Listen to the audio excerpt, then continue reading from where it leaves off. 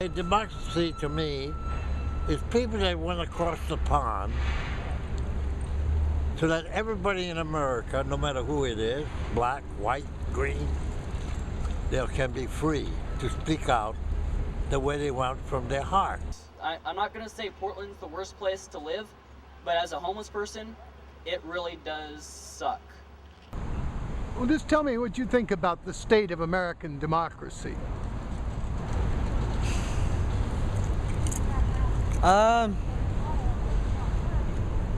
Senator Palin, Governor Palin, former Governor Palin, she said that she wanted a lot of different books banned in America because they kind of preach like revolutionary antics. Most forms of like literature are good, I'm like, if it's like, if it's someone like, investigating materials and like, putting them in a formal package so that they can like ingest information, it couldn't possibly be to harm someone. International Democracy Day. United Nations chose this day, and so we're just down here recording people. So if you have something you'd like to say about democracy or about anything in general that has to do with democracy, feel free to come up and speak your voice. All right.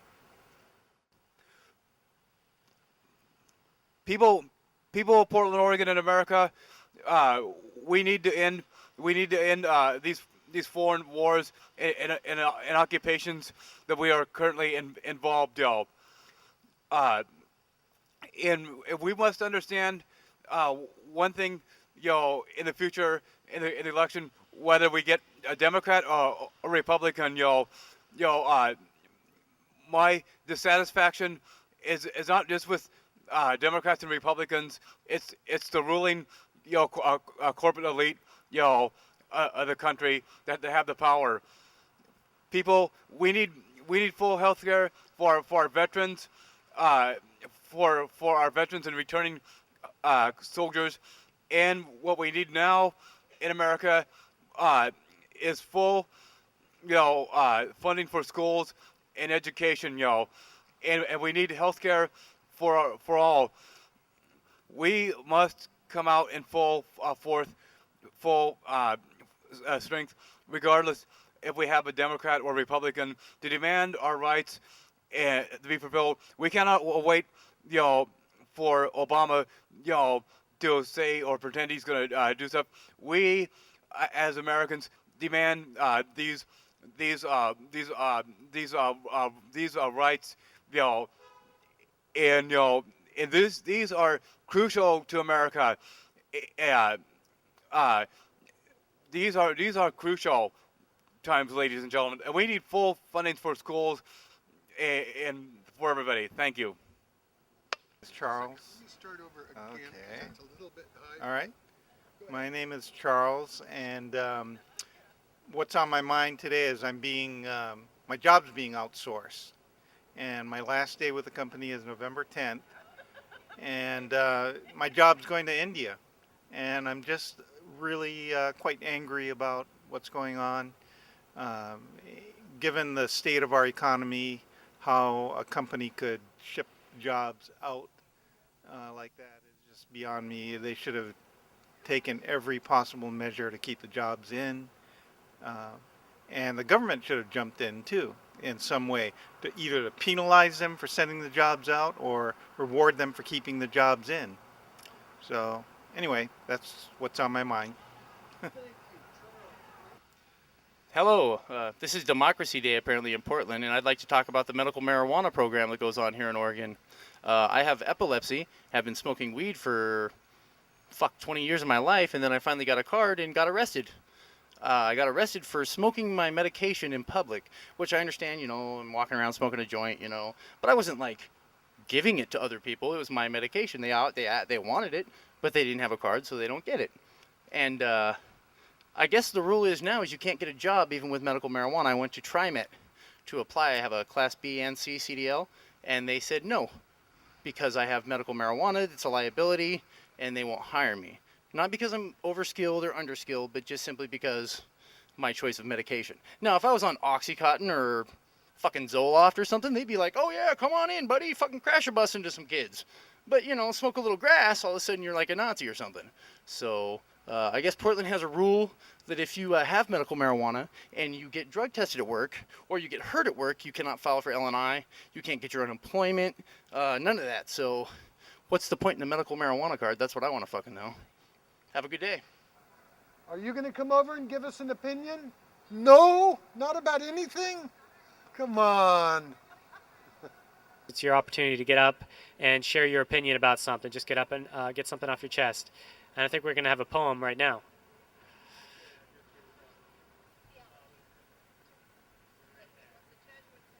Okay, testing 1, 2. This is a poem by William Stafford. It's called Some Days of Its Gift. It's a little day, no flags, no guns flinging their caps, and heads of states are too busy. So it's our own holiday, like the others we take without telling anyone else. The whole day is your gift. Hold it and read a leaf at a time, never hurried, never waiting. Step, step, slide, then turn, dance on a calendar, reach out a hand, give lavish as anyone ever gave, all. Some days of its gifts, no matter how small, we say, thank you, day. I say it this day, Valentine. Our city is guarded by atomic rockets, breaking every law except the one for go, rolling its purpose way. The rocket staggers on its course, its feelers locked a stranglehold ahead, and, rocking, finders whispering, target, target, back and forth, relocating all its meaning in the dark, it freezes on the final stage. I know that lift and pour, and flick out of the sky, and then the power. Power is not enough. William Stafford. Anybody else wants to read, please come up, or you can just talk, or give us your opinion on International Democracy Day, which is today. It's also the National Democracy Day for Mexico. Is that right? I think that's right. And in several other Central American countries. So come on up and speak your piece. Now is the time. Oh. I think democracy in America is a word used to describe the fact that we can do anything we want if we vote on it without feeling any type of remorse. I feel like democracy in America is where, even though we're only 5% of the world, we can affect the world through our 47 or 51% of those people that want to hurt the world. I believe that true democracy, which was what this country was founded on, is creating a place where change can happen. What it's become is a place where only a certain people's change can happen. I think that social equality is something that democracy lacks. I believe that Oprah has more of an influence in democracy than I do, believe it or not. And the foundation in which democracy was built upon would say that I am equal to Oprah, in my one opinion versus her one opinion. But that's not the case, I don't believe. Democracy will allow the people that are happy to stay happy, and the guy that's not happy to remain unhappy because he doesn't have the numbers or whatever is needed to make his opinion known, such as influence a microphone at the park blocks. Certain times in a democracy where the little guy gets heard. And this happens to be one of them. But most of the time, I am just usually a black man that's very angry with society, and I'm bitter, I think, is what I am. But given a stage, this is democracy. This is democracy. Creating formats for everyone to be equal is democracy. Not trying to hear what would benefit your individual happiness, but would it benefit global happiness, the global economy per se, the global perspective of human life and human worth. And I guess there's more or less there's democracy in this country and there's democracy in other countries. And I believe that a true democracy is ran by the people. True democracy comes from the people having a voice, the people speaking up. And in the democracy that we live in right now, you have to be of a certain class to have a real opinion. You have to be of a certain stature to have a real opinion, a certain presumed masculinity to have a real opinion. And that's crap. That's crap.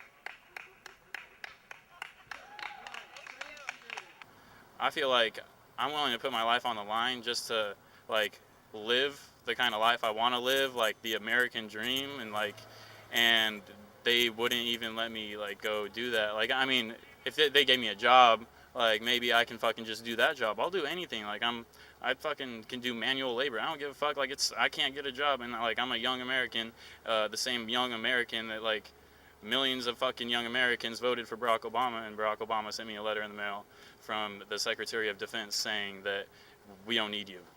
And I'm like, dude, there's nothing wrong with me. Like I'm a smart, like I didn't even practice and scored 94 out of 100 on my fucking ASVAB, and like I'm willing to like, yeah, I don't know. I'm just trying to like man up and like do everything that's right, but like I still end up with the same results. Like I'm still homeless. I'm still not getting anywhere in my life. And I feel like a lot of people are in my same position and nothing's getting done about it. It's like just like fend for yourself, and it's just like fucked up. And like the fat cat fucking corporations win in the end and whatever, but like it's like I don't know. I'm just like an angry American, I guess. Okay, in my opinion, democracy is a front from what is really to come, and it was just given to us, and now we're paying it back with the price of homelessness and poverty. And I personally don't care for the government, so I'm going to say this, fuck the government, because they've given me nothing. And I'm homeless, and I'm going to stay homeless. Just like if a man walks over there and he's rich, he's going to stay rich because of the government. And there's nothing I can do about that. So I'm going to end my speech there.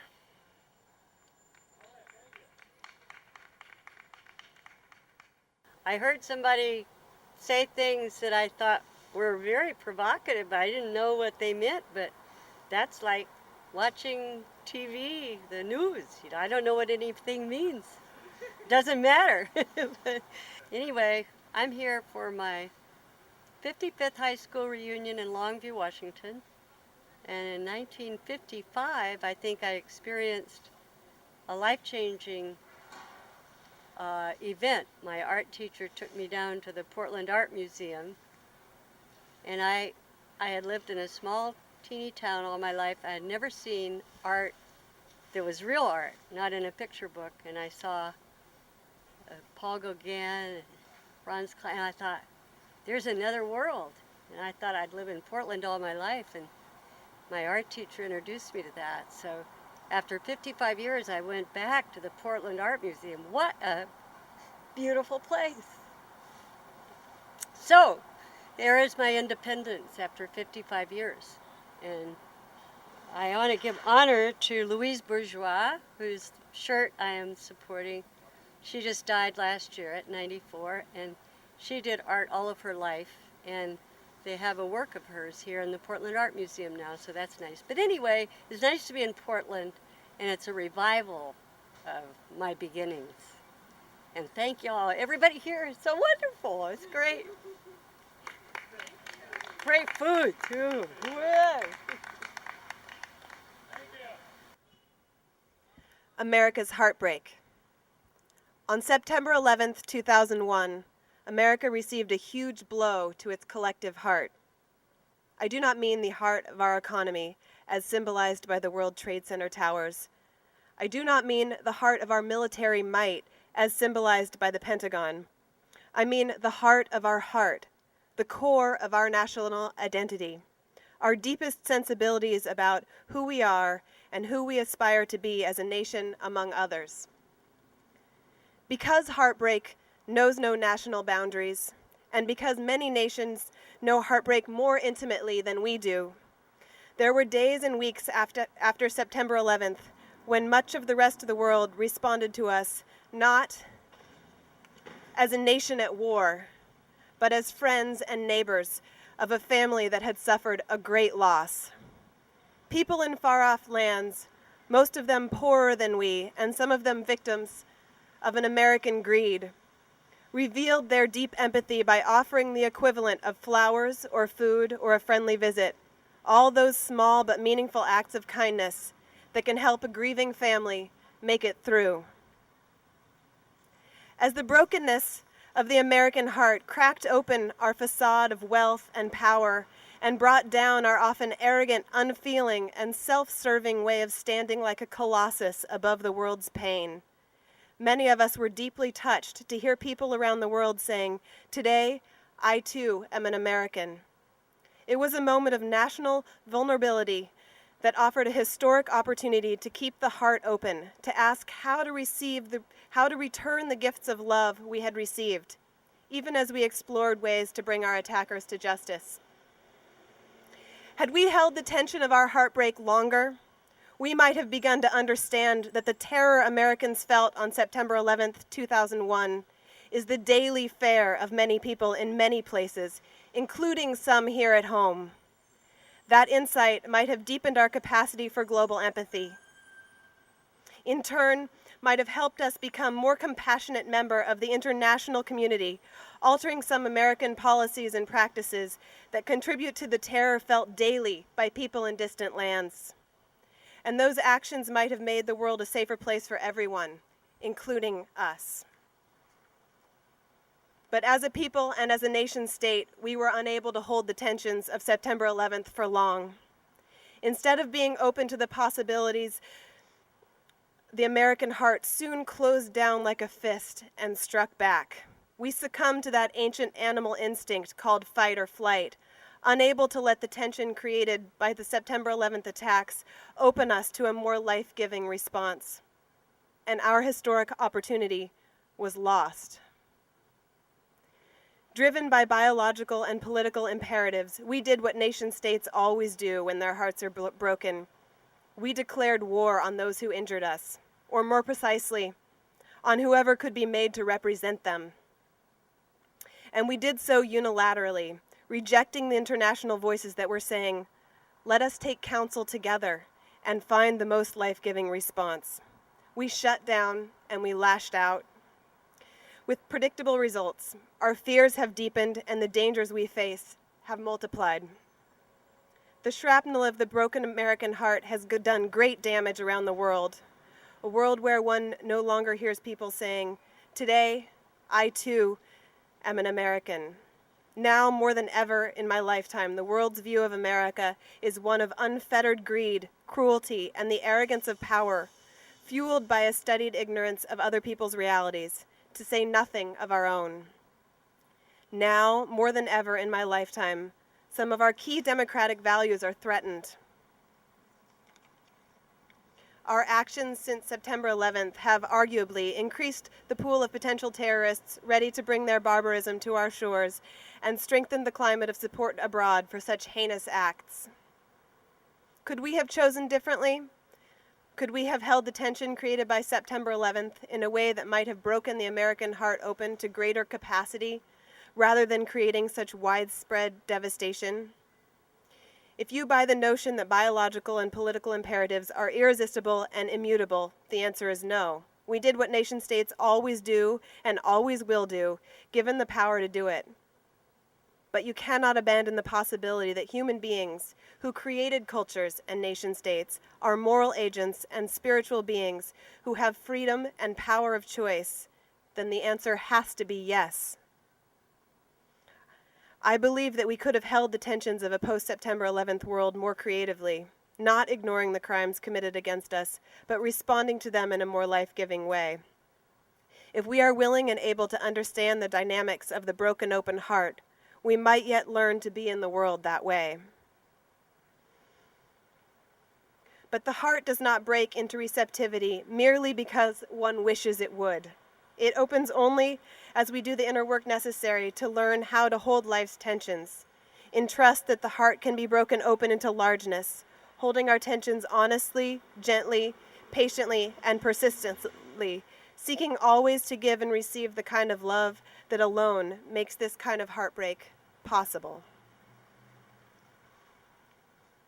All right, we're going to take a moment from the essay, and we're going to hear from somebody. Today is International Democracy Day, and we're down here giving people a platform to share their voice on democracy. We're reading from an essay by Parker Palmer, and we have somebody who'd like to speak a word about their own view on democracy.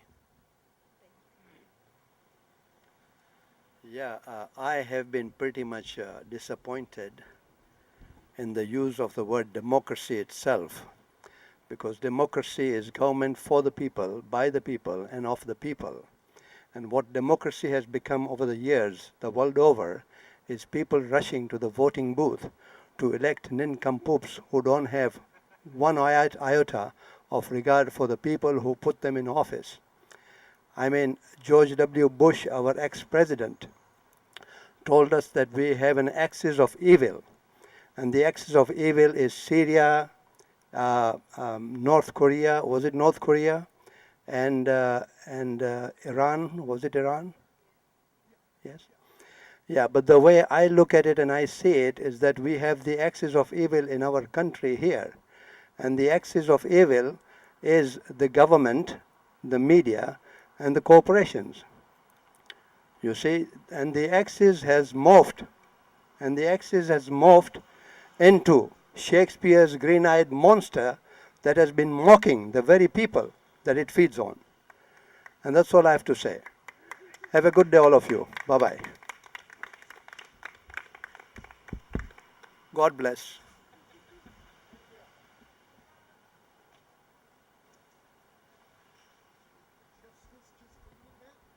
Oh, are you comfortable, Emily? Okay. Hi. I'm led to quote something that Brian Wilson said early in August at the Veterans for Peace conference. He said, "Our acts are coming home to roost." That's what 9/11 is about. Our display of power and greed and military strength on all of the 150 countries that we are bombing and invading. 9/11 is an example of coming home to roost. That anger, we don't want it, but that's what it is. Well, what can we do about it? I'm going to D.C. October 6th. I'm going to stand with maybe, hopefully, 5 million others and see what can we do. For 20 years, I've complained about the wars. I've picketed, I've marched, I've withheld my taxes. I speak these sort of disgruntled thoughts at every opportunity when people complain, "Oh, we have this problem, we have that problem." I say, "Yeah, we have a war, we have a war, we have another new war." You can't take from our coffers and put it into military bombs to kill people and expect that we can have good health care. Anyway,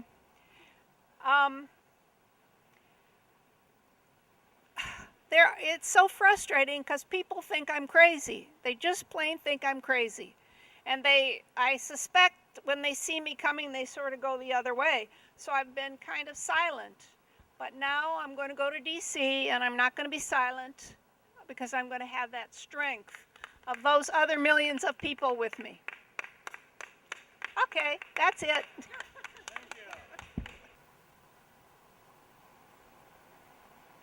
Democracy by Langston Hughes. Closer? You gotta be close. Sure. I can, it's okay. I can get close to it. Democracy. Democracy will not come today, this year, nor ever through compromise and fear. I have as much right as the other has to stand on my 2 feet and own the land. I tire so of hearing people say, let things take their course, tomorrow is another day. I do not need my freedom when I'm dead. I cannot live on tomorrow's bread. Freedom is a strong seed planted in a great need. I live here too. I want freedom just as you.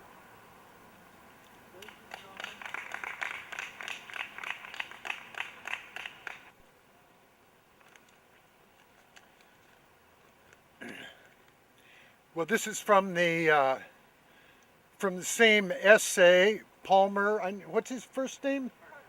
Parker Palmer. Now I have to change my glasses.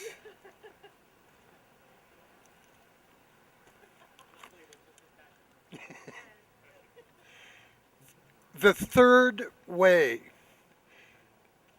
Though I have not yet used the word, I have been making a case for nonviolence. From the opening line, I've been making a case for nonviolence from the opening lines of this essay.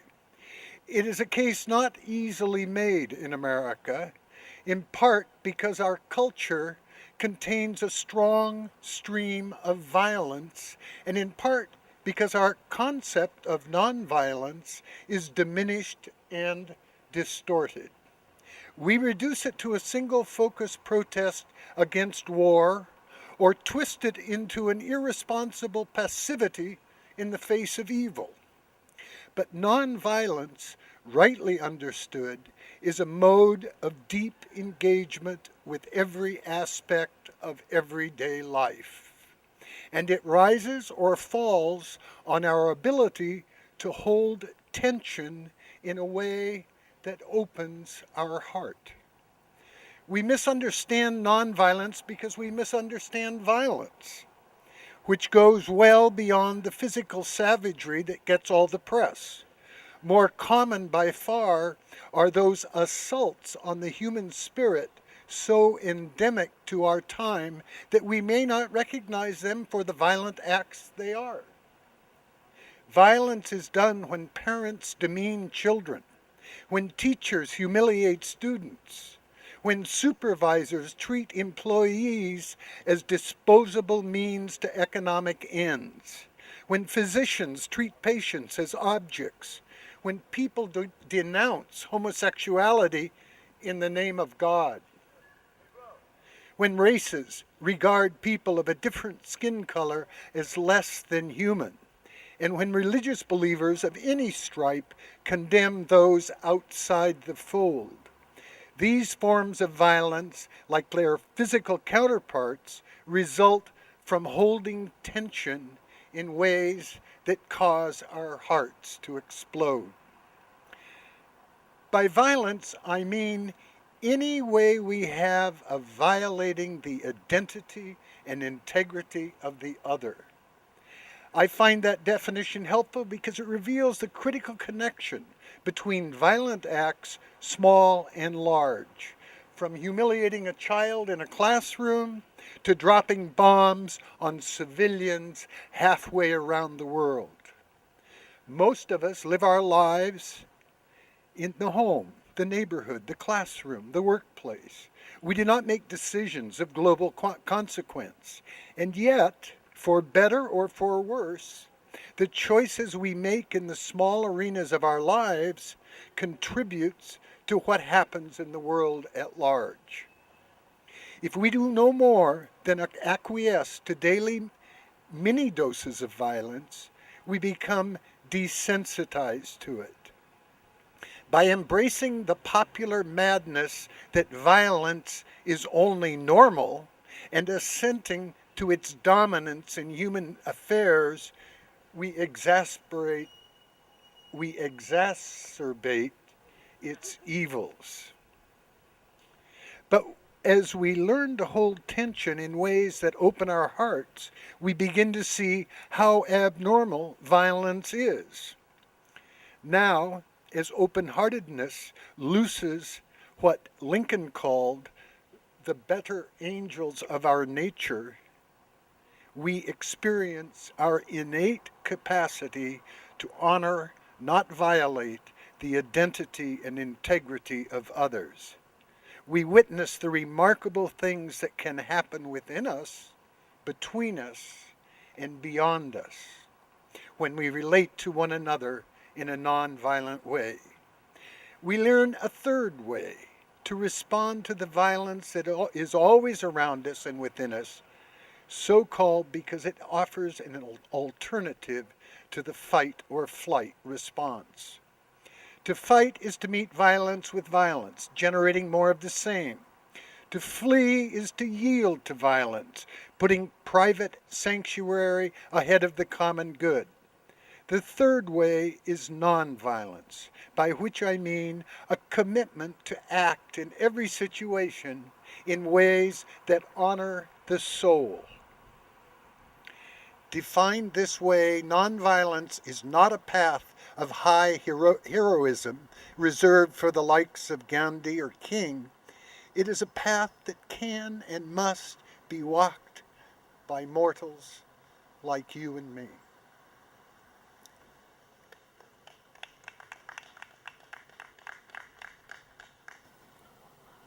It's always surprised me that we say that we fight for democracy, that we fight for the people, that we believe in the people, when we can't even provide for the people here in America.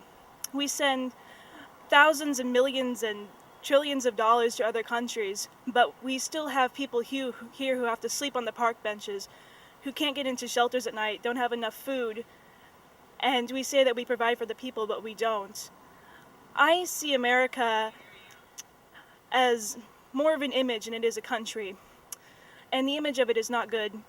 When I think of America, I now think of greed and lust and power, and as an American citizen, it is very embarrassing to be portrayed in that image, that when I have to go to other countries, I have to put a Canadian flag sticker on my bags so I don't get sneered at or scoffed at by other countries who seem to be doing a lot much better than we are. And it's also sad to think that I am from a generation that has never known the word peace. I was born into a country that was fighting all the time, and seeing no progress in the war ending really makes me lose hope for the future sometimes. But I do have some hope that my generation will realize the errors of the people before them and try to fix what has happened and try to strive for world peace, or at least come close to it. So I do hope that my generation can do something right, even though we may be loud, obnoxious, and listen to rap music way too loud for our stereos. So I do hope for the future, just a little bit, and I hope that at some point America will have a better light shined on it, and that we can go back to being at peace with all the other countries in the world. So, thank you. Restore democracy. Restore democracy. Restore democracy. Democracy.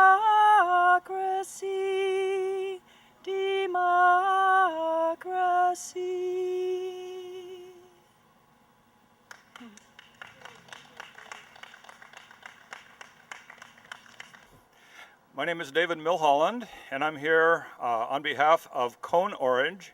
I called it Code Orange once, I wonder why, but I like Cone Orange. And we did a wonderful reading at the square of Mark Hatfield's Senate speech in which he talks himself of being on the margins. I think today, once again, we're likely on the margins, but there's still a lot of content on the margins, and we hope to provide a little bit of that. I'm the president and co-founder of Oregon Cultural Heritage Commission, and I've spoken in this very spot before about some of the figures in our creative culture who've spoken out about war and spoken out about economic and social and environmental justice. And so I've arranged for myself to read a few things, but also some friends to do that same. And with your forbearance, we'll just dive into some stuff. And so the first person I'd like to have come up and read a little bit, James Honzik is a filmmaker and poet and a colleague of Oregon Cultural Heritage Commission. He's been doing our website for an extended period of time. And he's been here for a relatively short period of time, but got a full bath of Oregon literature and life through the hands of Mr. Walt Curtis, who will also come up in a little while, and even myself. And he's an excellent reader, so I'm going to have us start off today with a little piece from Charles Erskine Scott Wood. I'm going to move around a little because I'm not going to stand still. So, and it's a great thing. We're starting out right in the middle, of this poem, in the midst of war and poverty and violence. We're on the devil's playground.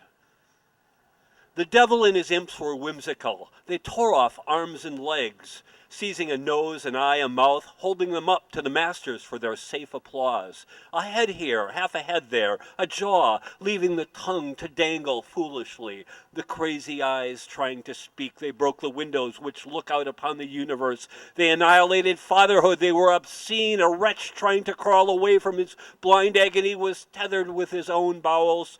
And the imps, servants of the masters, shouted at his comical antics. The devil amused himself in his toy shop, whittling cripples, monstrosities, misshapen burlesques, grotesques for his laughter, the carpenters of flesh splashed with blood, carved feverishly the flesh which is cheaper than veal. Yet its price was the travail of the mothers. Even the grass shrank from the screams of torment, yet the war maker sat down to dinner comfortably. Though the wine they drank was the color of blood. The devil sang a ribald song and beckoned to the reapers to harvest their crop. In the carrion trenches, the dead hugged each other as brothers. How comic are the attitudes of the dead in the fields of battle, toys of the war makers, absurd gestures and ridiculous contortions, a head under an arm and arms and legs stuck up curiously, pantaloons and gestures making satiric pantomime, the dead laughing at their own folly. An idiot wandered over the battlefield, muttering, "I was too good for this. They saved me," and he kicked the moon-pale face of an obedient patriot, saying, "Wake up, the masters call you. Did you not hear? The masters call you. What, will you not wake up even when the masters want you? You are ready enough to go to sleep for them, but you will not wake for them. No, you will not wake for them. Oh ho, you cunning rascal, I know you refuse to be put to work again. You are comfortable. At last you cheat the masters. You insist upon rest." He took the noble head of a poet between his hands and shook it, laughing and screaming till the buzzards flew away from their orgy and sat on filthy perches jealously watching the fodder thrown to them by the masters. For the devil held high festival for the triumph of man's intellect. Gas bombs which blot out cities, man's creation. The titan shells which from afar rend the earth, and from their fiery volcanoes scatter the bloody gobbets of which were men. Wasted fragments of nature's delicately spun, curiously balanced mysteries, each with his own destiny, none duplicates, nor ever to be duplicated, the soul of man shattered contemptuously by the greedy brute in man, man's contemplative godhead smeared with his own filth. Is there an animal more stupid than man? The creative God within him used for his annihilation? The answer never so, nor the bits of pulp which build strong walls against the waves of ocean. So atolls arise covered with palms, offering quiet harbors to the ships. The devil twisted his tail into a prayer book and hung upon him a shroud for a surplice. He intoned with upturned eyes,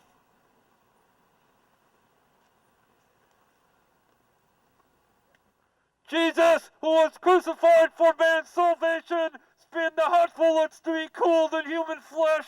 Guard the monster shells which scream in ecstasy that their waiting is ended and they are released for their feeding.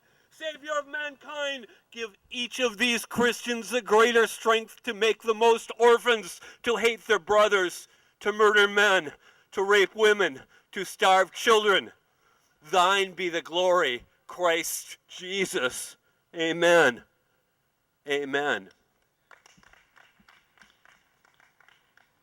C.E.S. Wood is a giant figure of Western writing and culture, and James Honzik was the right person to bring him through Cone Orange to your attention. This book, Poet in the Desert, is one of the great works, I think, of Western poetry, and it's deserving of a reprint very soon. Marie Equi was one of those remarkable people who was a medical doctor. She had a practice here that especially featured, among other things, work for women. She performed abortions when that was less controversial than it has been for the recent period of time. That was essentially the way she survived, but she also did many other medical practices. She took care of people who were unable to pay their bills, which is something that many doctors find themselves doing. And she was highly outspoken about the war, which was the war to end all wars, the First World War. Like many people here, she saw it as something that was going to take the flower of our youth. At this point in time, males were more likely to be carrying arms into battle, that they would be taken from their mothers, from our city, from our place, and as Wood so eloquently describes, turned into cannon fodder, turned into arms, limbs, and memories. So I'm reading from a piece that's on Marie Equi, but this gives us a context for sort of what she was up to. Marie Equi was arrested for an anti-war speech she gave at the IWW Hall in Portland on June 27, 1918. Her anti-war agitation had reached the point where its effectiveness mandated that the U.S. government attempt to silence her. Indicted secretly on June 29th, Equi was charged with insulting the flag, soldiers, and the ally Great Britain, all for saying that workers should not participate in a war where they would be killing fellow workers at the bidding of their masters, and for praising the Easter Rebellion in Ireland. The men who supplied evidence to the state against Equi were employees of the Military Intelligence Bureau, the branch of the U.S. Army's intelligence department that had close ties with the 4 L's, the Loyal Legion of Loggers. It was these men who credited Equi with saying that military men were scum, a charge Equi consistently denied, saying that she knew most soldiers were working-class youths without any real options, and that she would not insult them. Her target were those who profited from war. Throughout her trial, Equi and others contended that the lumber interests were out to get Equi on account of her work with the IWW, a charge that was essentially substantiated. From the time of her arrest to the end of her trial, the Department of Justice also paid Margaret Lowell Paul to be a full-time informant on Equi. Paul met Equi through Kathleen O'Brennan, one of the main activists in Equi's defense campaign. She basically turned state's evidence on her, and in the end, Marie Equi was convicted of the crime of being against war in the United States at a time when it was a popular cause. And it was a popular cause in a city that had been, as we can see in another memorial here in the city of Portland, the first in the Philippines. This was a place that stood behind its boys. They deserved to be stood behind, but not necessarily in the cause of slaughtering other innocent people. Go yonder, and tell all the people that peace is a come. Tell all the refugees the time is to go home again. Tell all the people that peace is a come. Go yonder, and tell all the children Tell all the children that hunger is gone. Tell all the people that peace is a come, that peace is a come. Go yonder, and tell all the people that peace is a come. Tell all the nations that weapons aren't needed. Tell all the people the peace is a come. Go yonder, and tell all the people that peace is a come. You got to read that book. The bombers are flying overhead, and the words are lies that we hear. Everybody's lying about Fukushima. Everybody's lying about the economy, and there's a lot of lies out there. But let's be positive for a moment. A man I dearly love who founded City Lights Bookstore in San Francisco became poet laureate of that city, Lawrence Ferlinghetti. And this is an amazing book, Poetry as Insurgent Art. No time now for the artist to hide beyond the scene. No time now for our literary games. No time for paranoias, hypochondrias. No time for fear and loathing. Time only now for light and love. We have seen the best minds of our generations destroyed by boredom at poetry readings. Poetry isn't a secret society. It isn't a temple. Secret words and chants won't do any longer.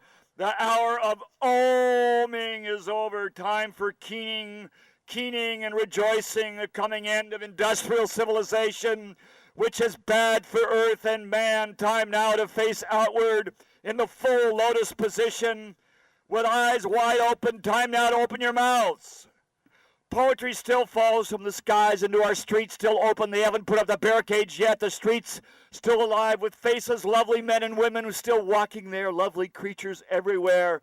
In the eyes of all, the secret of all still buried there. Whitman's wild children still sleeping there. Awake and sing in the open air.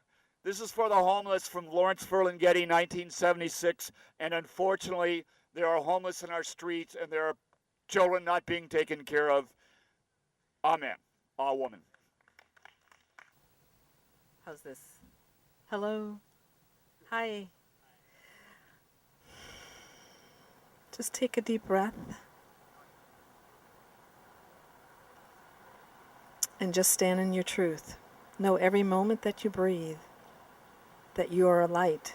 You were created out of love.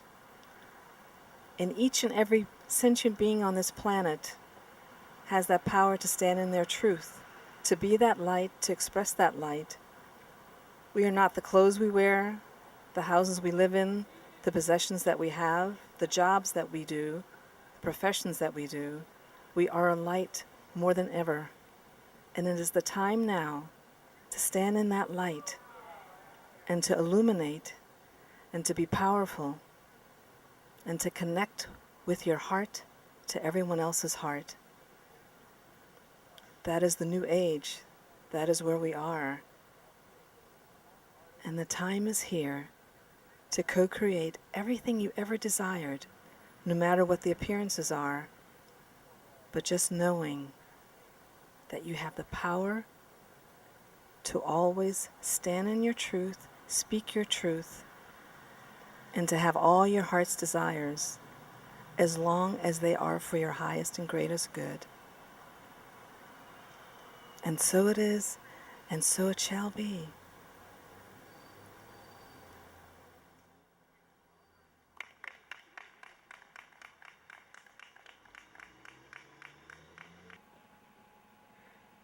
Yeah, hi.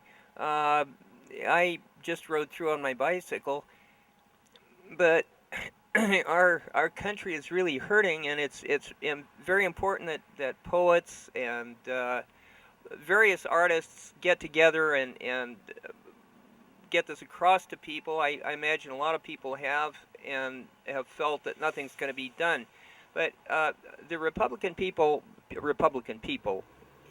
in Congress seem to begrudge many people the help in various ways of our government. It says in the preamble to promote the general welfare, the welfare of judges, of street sweepers, of dishwashers, of artists, doctors, everybody. You know, when they get sick, when they lose their money, if they're out of, if they go in, anybody that goes into poverty or has been in poverty all their life, they're a citizen of this country. And for the Republicans to begrudge their fellow citizens the help of our government, that's disgusting. Thank you very much. I'm going to read an excerpt of an essay titled Engagement by Terry Tempest Williams. Democracy depends on engagement, a first-hand accounting of what one sees, what one feels, and what one thinks, followed by the artful practice of expressing the truth of our times through our own talents, gifts, and vocations. Question, stand, speak, act. We have a history of bravery in this nation, and we must call it forward now.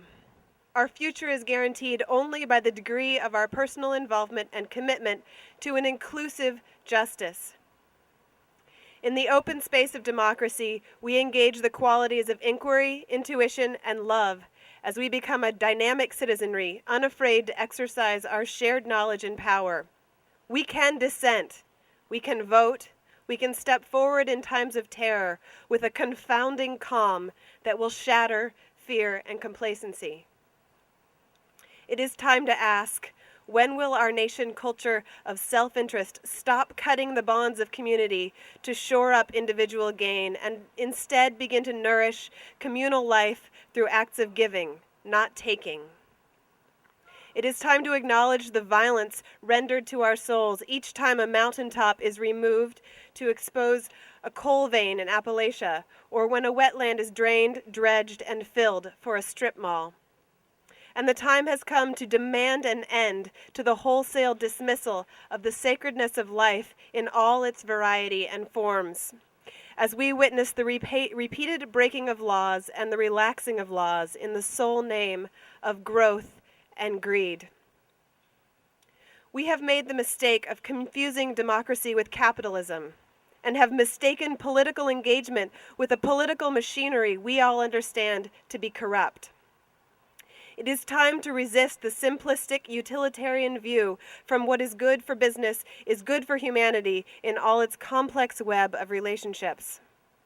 A spiritual democracy is inspired by our own sense of what we can accomplish together. Honoring an integrated society where the social, intellectual, physical, and economic well-being of all is considered, not just the wealth and health of the corporate few. A patriot must always be ready to defend his country against his government, said Edward Abbey. To not be engaged in the democratic process, to sit back and let others do the work for us, is to fall prey to bitterness and cynicism. It is the passivity of cynicism that has broken the back of our collective outrage. We succumb to our own depression, believing there is nothing we can do. I do not believe we can look for leadership beyond ourselves. I do not believe we can wait for someone or something to save us from our global predicaments and obligations. I need to look in the mirror and ask this of myself. If I am committed to seeing the direction of our country change, how must I change myself? We are a people addicted to speed and superficiality, and a nation that prides itself on moral superiority. But our folly lies in not seeing what we base our superiority on. Wealth and freedom? What is wealth if we cannot share it? What is freedom if we cannot offer it as a vision of compassion and restraint rather than force and aggression? Without an acknowledgement of complexity in a society of sound bites, we will not find the true source of our anger or an authentic passion that will propel us forward to the place of personal engagement. We are in need of a reflective activism born out of humility, not arrogance. Reflection with deep time spent in the consideration of others, opens the door to becoming a compassionate participant in the world. To care is neither conservative nor radical, writes John Ralston Saul. It is a form of consciousness. To be in the service of something beyond ourselves, to be in the presence of something other than ourselves, together. This is where we can begin to craft a meaningful life, where personal isolation and despair disappear through the shared engagement of a vibrant citizenry.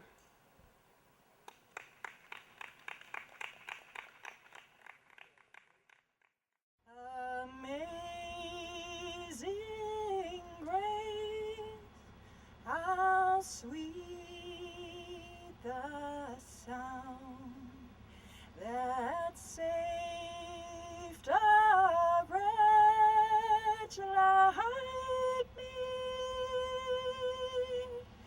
I